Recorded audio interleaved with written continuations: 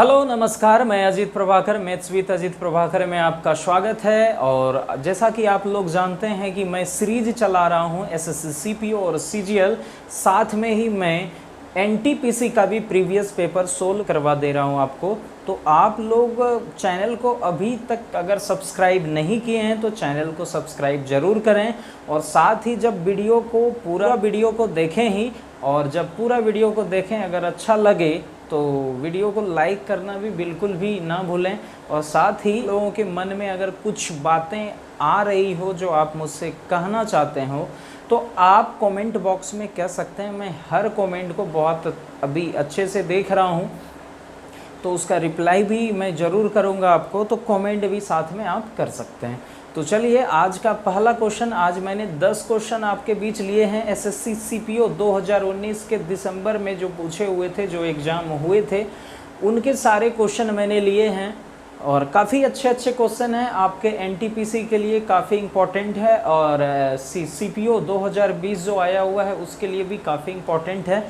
तो और सीईटी जो एग्ज़ाम होने वाला है, सीईटी जो अब 2021 में होगा, जो आपने देख ही लिया होगा, सबको पता होगा, कॉमन एलिजिबिलिटी टेस्ट अपने बीच अब 2021 से होने वाला है, तो उसके लिए भी काफ़ी इम्पोर्टेंट है। ग्रेजुएशन लेवल का जो एग्ज़ाम होगा उसमें ये सारे क्वेश्चन आपको काफ़ी इम्पोर्टेंट रहेगा। अगर वो इंटर बेसिस होता है तो ये अभी मैं कह नहीं सकता कि उसका एग्ज़ाम का लेवल क्या रहेगा, बट अपने लोगों को अपना लेवल बना के रखनी है। तो चलिए, आज का पहला क्वेश्चन मैं पढ़ दे रहा हूँ। अंग्रेजी मीडियम वाले, अंग्रेजी मीडियम हिंदी मीडियम दोनों लैंग्वेज में क्वेश्चन आपके स्क्रीन पे दिख रहा है। तो अंग्रेजी मीडियम वाले, आप हिंदी में मैं क्वेश्चन को पढ़ दे रहा हूँ, तो आप लोग परेशान नहीं हो कि हिंदी में क्वेश्चन पढ़ दे रहा है यानी कि मुझे समझ में नहीं आया। हम लोग डेली हिंदी ही बोलते हैं। अगर आप लोगों को हिंदी में थोड़ा सा प्रॉब्लम होता है तो जब तक मैं हिंदी में क्वेश्चन को पढ़ता हूँ आप लोग अंग्रेजी में क्वेश्चन को पढ़ लिया कीजिए, ठीक है। और हिंदी वाले भैया आप क्वेश्चन को देखिए। बोल रहा है ए, बी और सी ने 4:2:9 के अनुपात में, क्वेश्चन नंबर 1 देखिए, बोल रहा है ए, बी और सी, ये पार्टनरशिप से क्वेश्चन है। जैसा कि बोल रहा है ए बी सी ने 4:2:9 के अनुपात में पूंजी निवेश और एक बिजनेस स्टार्ट किया। प्रत्येक तिमाही के अंत में, यानी कि प्रत्येक थर्ड मंथ में सब अपने अपने तरीके से अपने पूंजी को चेंज किया। ए क्या किया, अपनी पूंजी का हर तीसरे मंथ में आधा करते गया। बी अपने पूंजी का हर तीसरे मंथ में डबल करते गया। और सी जो है अपनी पूंजी को ना ही घटाया ना ही बढ़ाया, अपरिवर्तित, यानी कि वो चेंज ही नहीं किया, ठीक है। तो ऐसे क्वेश्चन को करने के लिए क्या करते हैं, ये तो 3 मंथ के बाद ना चेंज हो रहा है। 3 मंथ तक तो यही पूंजी पे इसको प्रॉफिट मिलेगा, तो 4 तिया 12 हो जाएगा। उसके बाद 3 मंथ के बाद पूंजी को क्या कर रहा है, आधा कर रहा है। फिर 3 मंथ के बाद पूंजी को क्या कर रहा है, आधा कर रहा है। 9 मंथ हो गया। अब पूंजी को क्या करेगा, आधा करेगा। कितना हो जाएगा, 3 मंथ। ये टोटल कितना हो जाएगा, 12, 6, 18, 3, 21, 2, 22, 22.5, यानी कि आप लोग बोल सकते हैं 45/2 बोल सकते हैं, ठीक है। ये हो गया ए का पूंजी जो निवेश किया पूरा साल में, 45/2। इसी पे इसको इंटरेस्ट मिलेगा, बिल्कुल सही। अब बोलेंगे 2 गुना 3, तीसरे मंथ तक, 3 मंथ तक तो इसी पूंजी पे इसको इंटरेस्ट मिलने वाला है, प्रॉफिट मिलने वाला है। अब क्या होगा, पूंजी को डबल करेगा। 4 से डबल क्या, 2 से डबल क्या हो जाएगा, 4 पे इसको इंटरेस्ट 3 मंथ के लिए मिलेगा। फिर क्या करेगा, ये डबल कर देगा 3 मंथ के लिए। फिर इसको डबल करेगा कितने मंथ के लिए, 3 मंथ के लिए। हर तीसरे मंथ में भी अपनी पूंजी को क्या कर रहा है, डबल कर दे रहा है। कितना हो जाएगा, 48, 24, 72, 72, 12 कितना हो जाएगा, 84, 84, 6, 90। यानी कि बी अपना पूंजी कितना इन्वेस्ट किया, 90 यूनिट।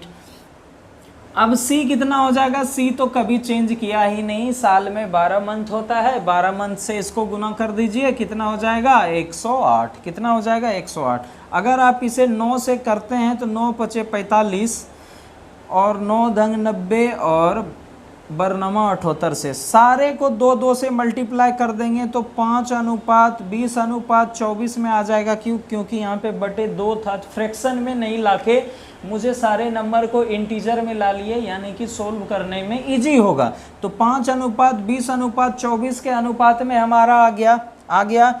अब दिया हुआ है 5 यूनिट का, यानी ए का प्रॉफिट दिया हुआ है आपका, कितना दिया हुआ है 24,000। ए का प्रॉफिट कितना दिया हुआ है 24,000 दिया हुआ है। यदि 5 यूनिट का वैल्यू आपका 24,000 है तो आप बोल रहा है सभी के यानी कि कुल लाभ कितना है, तो सभी को अगर हम लोग जोड़ दें तो कितना हो जाएगा 49 यूनिट। कितना हो जाएगा 49 यूनिट। 49 यूनिट का आपसे वैल्यू पूछा हुआ है। अगर 5 यूनिट बराबर 10 है तो 49 यूनिट बराबर क्या हो जाएगा, आप बोलेंगे 24,000 डिवाइड बाय 5 इंटू 49। करेंगे कि नहीं करेंगे? करेंगे, ठीक है। तो यहाँ से अब आप क्या करेंगे, जब आप यहाँ से करेंगे तो 5 चौक 20 और 8 पंचे 40, यानी कि कितना आ जाएगा 4800 आ जाएगा। अब 4800 को 49 से गुना करना है। देखिए ये देखने में कैलकुलेटिव लग रहा है, मैं बोर्ड पे कर रहा हूँ, लेकिन ये कैलकुलेटिव आपको तो है ही, लेकिन आपको क्या थोड़ा सा यूनिक टाइप से सोचना है और करना है। अगर यहाँ 50 - 1 लिख सकते हैं, अगर 50 - 1 करेंगे कितना हो जाएगा 24,000 हो जाएगा, 2,40,000 हो जाएगा।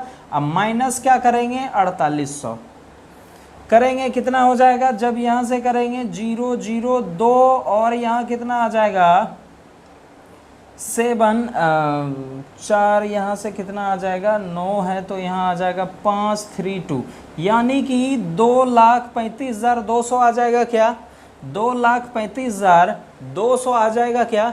यही अपना आंसर है।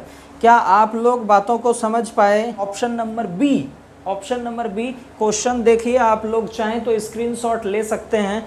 मैं क्वेश्चन नंबर सेकेंड देखिए। क्वेश्चन नंबर बोल रहा है ABC एक कार्य को क्रमशः 30, 45 और 90 दिनों में पूरा कर सकते हैं। ए कार्य करना शुरू करता है और उसे प्रत्येक तीसरे दिन B और C द्वारा साथ मिलता है। तो बोल रहा है कार्य कितने दिन में समाप्त होगा। ऐसे क्वेश्चन को, ये question number 2 time and work का क्वेश्चन है। जैसे बोल रहा है ए कितने दिन में कर रहा है 30 दिन में कर रहा है। ए कितने दिन में कर रहा है किसी काम को 30 दिन में कर रहा है। बी कितने दिन में कर रहा है 45 दिन में। और सी कितने दिन में कर रहा है 90 दिनों में। ऐसे क्वेश्चन को करने के लिए हम लोग क्या करते हैं, ये तीनों नंबर का हम लोग एक एलसीएम ले लेते हैं। एलसीएम तीनों नंबर का कितना आ जाएगा 90। ये जो 90 आ गया ये मेरा टोटल वर्क आ जाएगा। क्या आ जाएगा टोटल वर्क। ये तो मेरा टाइम दिया हुआ था कौन कितने दिन में कर रहा है, ठीक है। अगर ए 30 दिन में 90 काम को कर रहा था तो इसका बोले एक दिन में कितना कर सकता है, आप बोलेंगे 3 काम कर सकता है। यानी कि यही जो आया इसी को हम लोग क्या बोलते हैं इफिशियंसी बोलते हैं। इफिशियंसी बोलते हैं यानी कि क्षमता बोलते हैं। यानी कि ए की क्षमता कितना आ गया 2। यानी कि बी 45 दिनों में 90 काम कर सकता है। यानी टोटल काम कितना है 90 है, क्योंकि मैंने तीनों से एलसीएम लिया। एलसीएम कितना आ गया 90 आ गया। अगर बी 45 दिन में 90 काम को करता है तो इसका इफिशियंसी यानी एक दिन में काम करने की क्षमता कितना है, आप बोलेंगे 2 है। सी की एक दिन में काम करने की क्षमता कितना है, आप बोलेंगे 1 है। ठीक है, यहाँ तक किसी भाई को कोई प्रॉब्लम नहीं। अब बोल रहा है ए एक काम को करना आरंभ करता है। ए काम करना आरंभ करता है और हर तीसरे दिन यानी कि 1 दिन 2 दिन या और ये तीसरे दिन, ये मान लिया जब पहला दिन हो गया फर्स्ट डे, ये सेकेंड डे और ये थर्ड डे, ठीक है, ये तीसरा दिन हो गया। यहाँ तक तो ए काम करता है और यहाँ पे ए प्लस बी प्लस सी यानी कि ये दोनों का भी ए को साथ मिल जाता है। यानी ए बी का भी साथ मिल जाता है। किसको बी सी का साथ मिल जाता है, किसको ए को। किस दिन, हर तीसरे दिन पे मिल जा रहा है। तो बोल रहा है कि अगर हर तीसरे दिन पे BC का साथ मिल जा रहा है तो कार्य को समाप्त करने में कितना समय लगेगा। आप यहाँ से कर लीजिए, टोटल 3 दिन में कितना आ जाएगा, इसका इफिशियंसी 3 3 6, यहाँ से 6 आ जाएगा, और यहाँ A का कितना है, 3 है, यानी कि हर 3 दिन में इफिशियंसी, यानी कि टोटल 3 दिन में ये लोग काम को पूरा कितना करेगा, आप बोलेंगे 12 काम करेगा। अगर 90/12 करें तो आप बोलेंगे बरसते 84, यानी कि आपका 84 काम हो गया कितने दिनों में, आप बोलेंगे 7 या 21 दिनों में, क्योंकि 3 का जोड़ 3 डे का तो हम लोग रेशियो बनाए ना 12 यूनिट का। समझ रहे हैं कि नहीं बात को। तो कितना हो गया 7 या 21, यानी कि 21 दिन में कितना काम मेरा पूरा हो गया, कितना पूरा हो गया 84 काम। अब यहाँ से आप देखिए, ये हम लोग जोड़ा बनाए थे 3 का, यहाँ तक तो आ गया 21 दिन तक। अब 22वां दिन कौन काम करेगा, 22वां दिन कौन काम करेगा, आप बोलेंगे ए करेगा। 23वां दिन कौन काम करेगा, बोलेंगे ए काम करेगा। 24वां दिन कौन करेगा, आप बोलेंगे ए प्लस बी प्लस सी करेगा। तो अब ए जो है 22वां दिन में कितना काम करेगा, 3 काम करेगा। अरे भैया करेगा कि नहीं करेगा, 84, 90 में से 84 घटाएंगे कितना बचा, 6 काम हमको करवाना है। तो 22वां दिन 3 काम हो गया, 6 काम में से 3 काम चला गया, बचा कितना 3, और ये 3 काम ए करेगा 23वां दिन। तो 23वां दिन भी ए करेगा, अकेला ही करेगा, 3 काम करेगा, यानी टोटल काम जो था वो मेरा 21 दिन में तीनों जोड़ा के साथ करते रहा, प्लस में ए 2 दिन किया, यानी कि ए की 22 दिन और 23वां दिन, यानी कि टोटल कितना दिन लगा, 23 दिन लगा कार्य को समाप्त करने में। क्या बातों को आप लोग समझ गए, इतना समय लगने वाला सवाल नहीं था, आपको समझाना था। चलिए क्वेश्चन नंबर मैं 3 ले रहा हूं। क्वेश्चन नंबर 3 मैं पढ़ दे रहा हूं आपको। बोल रहा है, आपके स्क्रीन पे भी क्वेश्चन बोल रहा है, एक वृत्त त्रिभुज ABC की भुजा BC को P पर स्पर्श करती है और साथ ही AB AC को बढ़ाने पर क्रमशः P और Q और R पर स्पर्श करता है। यदि ABC का परिमाप यानी कि पेरीमीटर 26.4 सेंटीमीटर है तो AQ की लंबाई आपसे पूछा है, लेंथ ऑफ AQ की लंबाई पूछा है आपसे। तो ऐसे क्वेश्चन को देखिए, ये तो आपका काफ़ी इजी क्वेश्चन है। मान लिया जाए ये A और B और C था, ठीक है। बोल रहा है AB और AC को बढ़ाने पर ये एक वृत्त है, ये क्या है, एक वृत्त है। ये यहाँ पे P पे टच कर रहा है, BC को P पे टच कर रहा है, और AB को जब आगे बढ़ाया तो Q पर टच कर रहा है, और AC को आगे बढ़ाया तो R पे टच कर रहा है। यहाँ तक बात क्लियर है, यहाँ तक किसी को कोई प्रॉब्लम नहीं।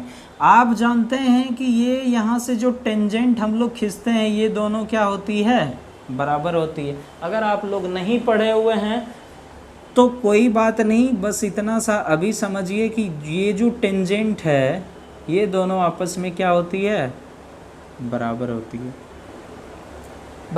है। अरे भैया ये मान लिया जाए कोई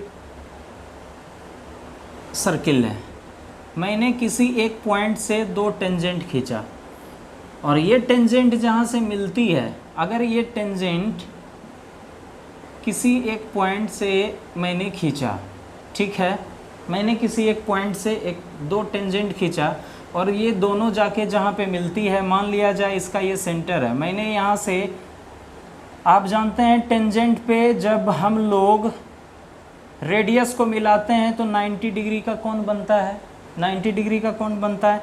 अब जब यहाँ से हम लोग ये यहाँ से इसको मिलाते हैं तो ये हाफ हाफ हो जाता है। क्या इतनी सी बात क्लियर है?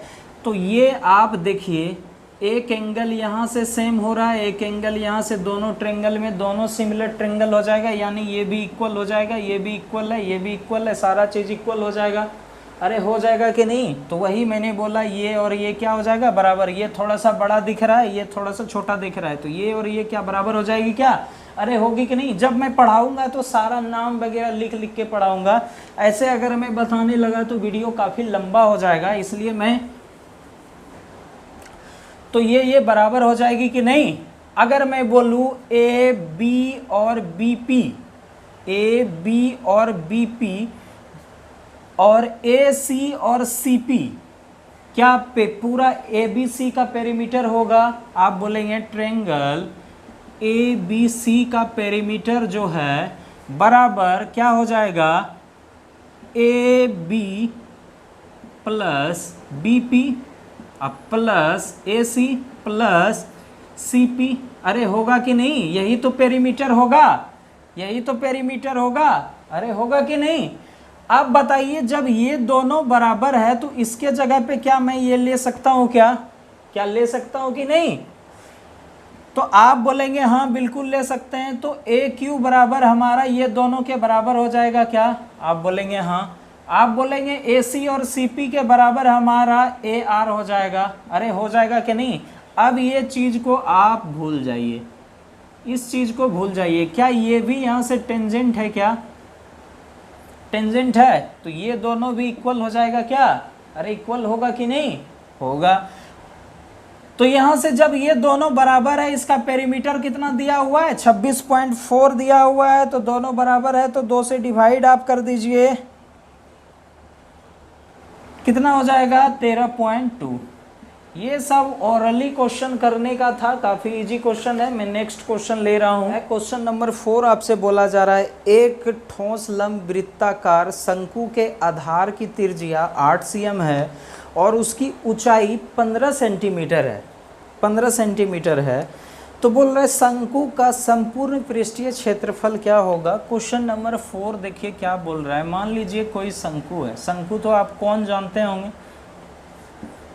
इसका रेडियस कितना बोल रहा है? रेडियस बोल रहा है 8 सेंटीमीटर है और इसकी ऊंचाई जो है, ऊंचाई आपसे दिया हुआ है 15 सेंटीमीटर है, 15 सेंटीमीटर है। इसका संपूर्ण पृष्ठीय क्षेत्रफल बोल रहा है। संपूर्ण पृष्ठीय क्षेत्रफल मतलब ये जो जितना इसका दिखाई दे रहा है वो सारे क्षेत्र का आपसे एरिया पूछ रहा है, ठीक है। तो आप जानते हैं कि पृष्ठ क्षेत्रफल पाई आर एल होता है, लेकिन संपूर्ण पृष्ठीय क्षेत्रफल में ये अपना वृत्त भी आ जाएगा। अरे आएगा कि नहीं आएगा? आप plus pi r square extra जोड़ेंगे, इसमें पाई आर कॉमन लेंगे, क्या हो जाएगा? आर प्लस एल हो जाएगा। यही संपूर्ण पृष्ठीय क्षेत्रफल हो जाएगा। किसका? कोण का। अरे होगा कि नहीं? अब यहाँ से 8 15 तो ये आपका कर्ण क्या हो जाएगा? 17 हो जाएगा। अब यहाँ से आप लोग निकाल लीजिए क्या हो जाएगा? पाई गुना 8 इंटू 8 प्लस 17 कितना हो जाएगा? 17 8 25 यानी कि 200 पाई आपका आंसर है। 200 पाई यानी ऑप्शन नंबर ए आपका सही उत्तर है, ठीक है। क्वेश्चन नंबर 5 देखिए क्या बोल रहा है। बिंदु डी ए बी सी की भुजा बी सी पर इस प्रकार है कि कोण A D C equal to कोण बी ए सी। यदि ए सी बराबर यदि सी ए बराबर 10 है और बी सी बराबर 16 है तो सी डी की लंबाई क्या होगी? मान लीजिए कोई ट्रायंगल था। क्वेश्चन नंबर 5, मान लीजिए कोई ट्रायंगल है। ट्रायंगल क्या है? ए बी सी है, ठीक है। बोल रहा है बी सी पर कोई एक पॉइंट है, डी है। बी सी पर कोई एक पॉइंट है जो डी है, ठीक है। अब इसमें से बोल रहा है कोण ए डी सी, कोण ए डी सी यानी कि ये कोण जो है, मान लीजिए अगर थीटा है तो आपसे बोल रहा है बी ए सी यानी कि ये पूरा जो है एंगल, ये भी क्या है? थीटा है। दोनों क्या है? बराबर है। यहाँ तक बात क्लियर है? यहाँ तक बात क्लियर है। अब यहाँ से देखिए आपका दिया हुआ है, यदि सी ए बराबर 10 है, यदि ये लंबाई आपका 10 सेंटीमीटर दिया हुआ है और बी सी बराबर आपका 16 सेंटीमीटर दिया हुआ है, तो आपका सी डी का मान पूछा हुआ है। क्या मान पूछा हुआ है? सी डी का मान पूछा हुआ है। अगर मैं बात करूं triangle A B C, triangle A B C और ट्रायंगल ADC, ट्रायंगल ABC और ADC, ठीक है, दो ट्रायंगल हो गया, ये एक ABC हो गया और एक ADC हो गया। इसमें देखिए ये थीटा और ये थीटा, ये त्रिभुज ABC में देखिए एंगल C, ये एंगल को हम लोग x डिग्री मान लेते हैं, ठीक है, और ADC में भी ये एंगल है, यानी कि ABC में थीटा है और ABC में x डिग्री है और ADC में थीटा डिग्री है और ADC में x डिग्री है। अरे है कि नहीं? जब किसी त्रिभुज में दो एंगल बराबर हो तो तीसरा एंगल ऑटोमेटिक क्या होगी? बराबर होगी। तो ये एंगल मेरा मान लीजिए y डिग्री है, तो क्या ये एंगल मेरा y डिग्री हो जाएगा? अरे होगा कि नहीं? जब सारे एंगल इक्वल है तो क्या ये ट्रायंगल, दोनों ट्रायंगल आपस में सिमिलर हो जाएगा? क्या हो जाएगा? तो यहाँ से हम लोग सिमिलरिटी रूल लगा सकते हैं। आप लोगों को सिमिलरिटी रूल पढ़े होंगे। तो जैसे मैं पूछूं कि y के सामने वाला क्या है, आप बोलेंगे CD। y डिग्री के सामने क्या है? CD। त्रिभुज ADC में y डिग्री के सामने क्या है? आप बोलेंगे DC। अब बोलूं त्रिभुज ABC में y के सामने कौन सा है? तो आप बोलेंगे AC, जो कि आपका मान दिया हुआ है कितना, पहले लिख ही देता हूं, AC, ठीक है, बराबर थीटा के सामने ट्रायंगल ADC में थीटा के सामने कौन सा है? आप बोलेंगे AC। ट्रायंगल ABC में थीटा के सामने कौन सा भुजा है? आप बोलेंगे BC। कौन सा है? BC। कौन सा है? BC। अरे यहाँ तक बात क्लियर है? कुछ नहीं, मैंने सिमिलरिटी लगाया, आप सबका मान रख दीजिए। CD आपसे पूछा हुआ ही है, AC का मान 10 है, AC का मान 10 है और BC का मान 16 है। CD बराबर क्या हो जाएगा? 10 गुना 10 डिवाइड बाय 16, 96 1/4, यानी कि 6:2.5। आपका ऑप्शन नंबर सी इसका सही उत्तर है। क्या आप लोगों बातों को समझ पाए? क्या नेक्स्ट क्वेश्चन लूं? चल, जैसे आपके सामने दिया हुआ है 1/cosec theta, 1/cosec theta plus 1 plus 1/cosec theta minus 1 बराबर 2 sec थीटा। आपसे फाइंड करने के लिए क्या बोल रहा है? फाइंड करने के लिए बोल रहा है tan theta plus 2 sec theta divide by cosec theta. यही आपसे मान पूछ रहा है। ऐसे क्वेश्चन पे कुछ नहीं, आप लोग चाहें तो कर सकते हैं, लेकिन कंपटीशन में मैंने बताया कि बेसिक मेथड से करेंगे, थोड़ा सा ज़्यादा टाइम लेगा। तो आप लोग ऐसे क्वेश्चन पे क्या करेंगे? थीटा बराबर, जबकि आपको दिया हुआ है 0 डिग्री से बड़ा थीटा का मान होगा और 90 डिग्री से क्या होगा? छोटा होगा। तो ऐसे क्वेश्चन पे क्या करेंगे कि आप लोग थीटा बराबर क्या मान लीजिए? 45 को ट्राई कीजिए। 45 को अगर मैं यहाँ से ट्राई करता हूँ तो 1/√2 प्लस 1/√2 माइनस 1, यहाँ से करेंगे, ये क्या आ जाएगा? a plus B, a minus B, कितना आ जाएगा? √2 माइनस 1 प्लस √2 प्लस 1 बराबर, यहाँ से क्या आ जाएगा? 2 sec थीटा, यानी 2√2। 1 कैंसिल आउट हो जाएगा, ये तो नीचे डिनोमिनेटर 1 बन जाएगा, यानी कि 2√2 बराबर 2√2, यानी कि हमारा 45 डिग्री क्या कर रहा है? फॉलो कर रहा है। मैंने 45 डिग्री को यहाँ पे पुट कर दिया। 45 डिग्री को मान को पुट करेंगे तो tan 45 डिग्री का मान क्या होता है? 1 और प्लस sec 45 डिग्री का क्या होता है? √2, 2√2 हो जाएगा डिवाइड बाय √2। अरे हो जाएगा कि नहीं? √2 से मैंने नीचे ऊपर गुना कर दिया तो क्या आ जाएगा? √2 प्लस 4/2, यानी कि 4 प्लस √2/2 आपका उत्तर है। Option number D. Option number D आपका सही उत्तर है। थीटा का वैल्यू ओनली 45 डिग्री हम लोगों को मानना था। काफ़ी इजी क्वेश्चन थी। चलिए नंबर 7 मैं पढ़ दे रहा हूँ, आपके स्क्रीन पे भी दिख रहा होगा। यदि ए की आय बी की आय से 40% अधिक है, मान लिया जाए ये ए है, ये बी है और कोई है क्या? हाँ सी है, ठीक है। ए बी सी 3 आदमी हैं। बोल रहा है ए की आय बी की आय से 40% अधिक है और बी की आय सी की आय से 24% अधिक है।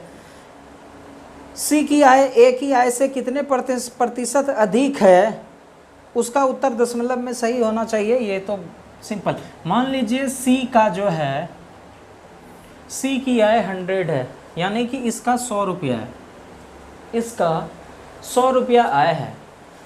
बोल रहा है सी की आय से 24% अधिक है किसका, बी का, यानी कि अगर इसका 100 रुपया कमाई है तो इसका कितना हो जाएगा, आप बोलेंगे 24% अधिक है तो 124 हो जाएगा।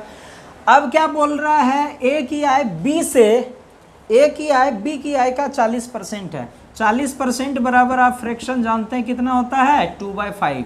यहाँ से अगर हम लोग 2/5 निकालना है, आपको 2/5 निकालना है, कितना हो जाएगा, 5 दूनी 10, 2 पर 4 24 होगा, 5 चौके 20 होगा, 8 पंचे 40 होगा। तो ठीक है, ये आ जाएगा 24 दूनी 48, 49 6, यानी कि अगर बी की आय 124 है, बी की आय 124 है, तो ए की आय कितना हो जाएगी, 49.6।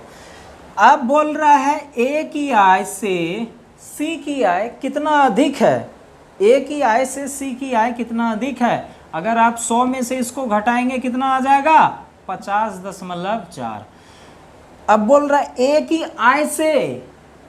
आय से कितना अधिक है, तो क्या आप लोग 49.6 से डिवाइड कर देंगे, गुना 100 करेंगे, अरे करेंगे कि नहीं करेंगे। आपको लगेगा ये फ्रैक्शन इतना ज़्यादा गुना भाग, भाई गुना भाग नहीं, थोड़ा सा सोचो बात को। ये कितना है, 49.6 एक बार में कटाएंगे, ये तो अपना 100% अपने जगह पे आ जाएगा, एक बार में कटेगा, आ जाएगा कि नहीं। अब बचेगा कितना, 0.448, 0.8 बटे 49.6। जब इसको आप 100 से गुना करेंगे, यहाँ क्या आ जाएगा, 80। 49 से 80 को घटाएंगे कितना बार में, एक बार में कटेगा, पॉइंट समथिंग आएगा, तो 100 प्लस 1 कितना आ जाएगा, 101 पॉइंट समथिंग कुछ आएगा। जो ऑप्शन नंबर आपका किस में है, ऑप्शन नंबर ए में है। आपको गुना भाग इस टाइप से करनी है, ऐसे करेंगे तो बताइए, दोनों का पॉइंट उड़ाएंगे, 2 से कटाएंगे, 3 से कटाएंगे, काफ़ी डिफ़िकल्ट होते जाएगा। तो आपको कटाना कैसे है, कैसे गुना भाग करनी है, ये सारा मेथड भी आपको सीखना है। मैंने क्या किया कि मैंने देखा कि एक बार में ये तो जाएगा, 1 से गुना होगा 100 में, ये तो 100 आ गया, 0.8 आएगा, 0.8 को अगर 100 से करेंगे 80 आ जाएगा।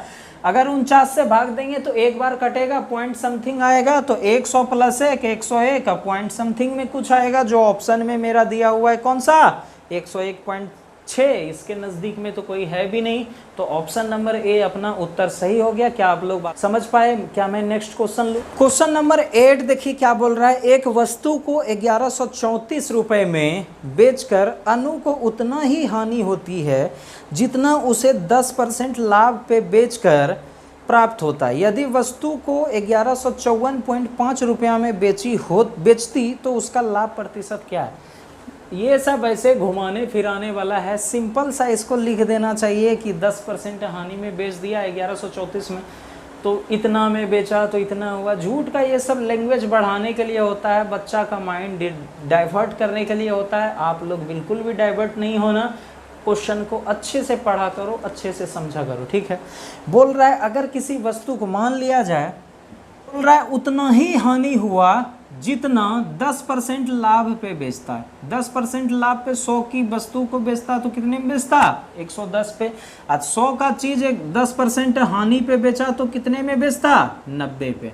यही बोल रहा है कि 90% का आपको वैल्यू दिया गया है 1134 और आपसे पूछा हुआ है कि 1354 में बेचता, तो क्या यहाँ से हम लोग अगर CP 100% निकाल लें तो हम लोग क्या यहाँ से निकाल सकते हैं क्या, बिल्कुल निकाल सकते हैं। 90% का कितना हो जाएगा, 9 2 पर 3 23, 9 2 18 और 9 छकी 54, यानी कि 1260, यानी 100% बराबर कितना आ गया, 1260 रुपया आ गया। यानी CP कितना आ गया, 1260 आ गया।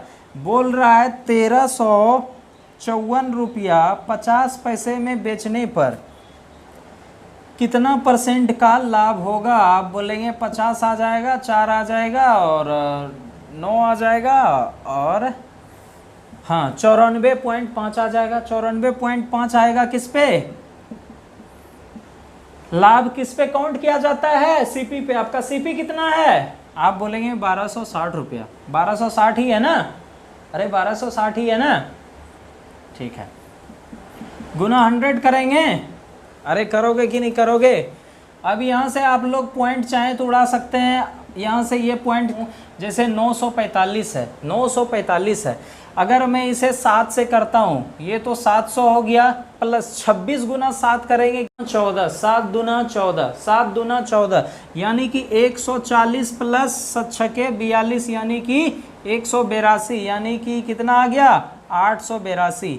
882 आ गया। 7 बार से डिवाइड करेंगे तो 882। अब क्या 8 बार कटेगी क्या? आप बोलेंगे नहीं, 7 तो आ ही गया। अब उसके बाद ऑप्शन में देखिए कोई 7 के आसपास है क्या? आप बोलेंगे नहीं है, 7 के आसपास नहीं है। आप चाहें तो यहाँ से आप लोग घटा के भी आप करेंगे 7.5 आ जाएगा, लेकिन उतना करने की ज़रूरत नहीं है। 7.5 आपका आ गया, वही आपका आंसर है, क्योंकि ऑप्शन नंबर में एक ही 7 के बाद पॉइंट में दिया हुआ था, आपका इंटीजर 7 से ही कट रहा था।